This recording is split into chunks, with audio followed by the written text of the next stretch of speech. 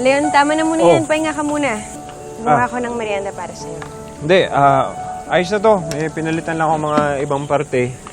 Kaya gumagana na ulit ng aircon nyo. Salamat. Baka may mga iba ka pang appliance na gustong ipagawa sa akin para masulit na may punta ko. Hindi na, okay lang. Kung papagawa ko man yun, hindi na kita abalahin.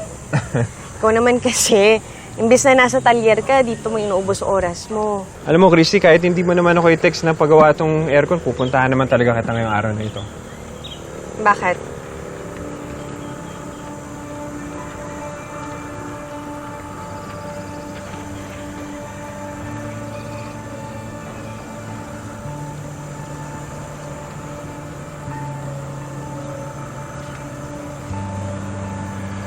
Hindi ko alam kung anong nangyari dun sa dati mong kwintas.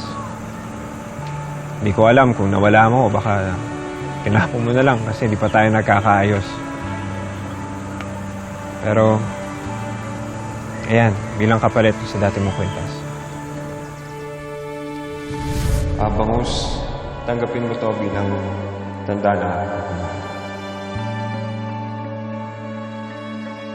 Ano po yung sasala niyo? Siguro hindi mo na naaalala pero napaka-espesyal sa akin ang araw na ito, Christy. Dahil ito yung anibersaryo ng kasal natin sa Kuta.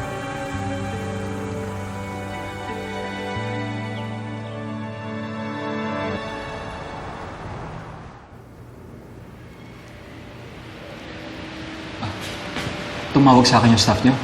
Andiyan na daw yung resulta. Yes, Mr. Manansala. Here's the result of the specialized DNA test that we conducted between your brother, Mr. Jordan Manansala, and the baby.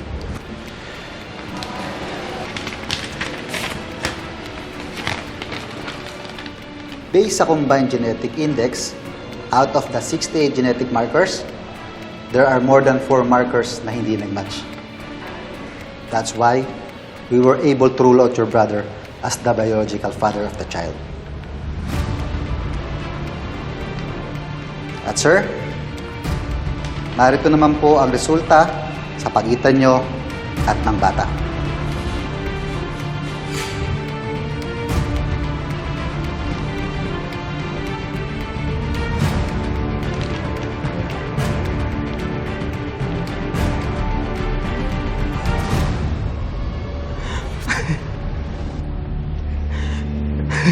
Ako ang ama niya. Anak ko si Jordan. Congratulations, sir.